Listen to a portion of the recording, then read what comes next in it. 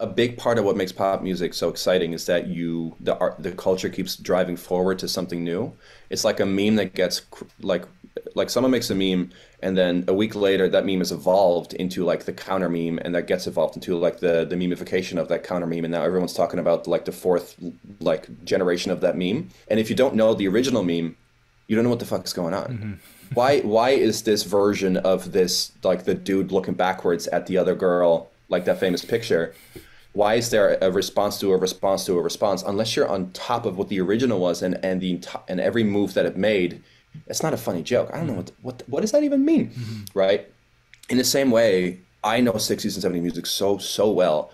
I can make all the references and all the inside jokes, and I can do like the little licks, and I can say the words and play a saxophone a certain way that everyone who knows that music really well is like, ooh, I see what you did there. That's clever, right? Blink 182, no clue. Yeah. I have no idea. I'll always run behind the times. I'll always feel dated because every time I can't be in front of the wave when I make a new record in that style. Yeah. I'll always sound dated or behind the times or like a little tired or a cliche that I didn't know was a cliche. And that's what I've noticed with like the style that I quote unquote love and have been inundated with since birth. Classical music, jazz music, samba, artsy fartsy shit, plus like soul, Jackson 5, Michael Jackson, Curtis Mayfield, Otis Redding, all that stuff.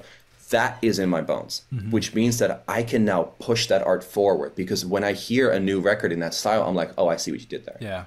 I see every reference you pulled. I get what you're doing. I can now grab that and go one step further. And then everyone's like, ooh, that's hip. Yeah. Whether they know why, they might not know why, but they know that it's hip. Yeah. And that it's different and that it's fresh and that it's not dated. A great example of that is I was working with this artist, not going to name names, and she's doing that kind of style of music, and she had a couple collaborators. And the one of the collaborators was an older dude, and I can tell from the records that she showed me that he wrote, he wasn't with the times because he was pulling from the references, but he wasn't on top of like, yes, you can pull from those references, but it doesn't sound like 2024. It sounds like 1995, the way he handled the 60s and 70s references.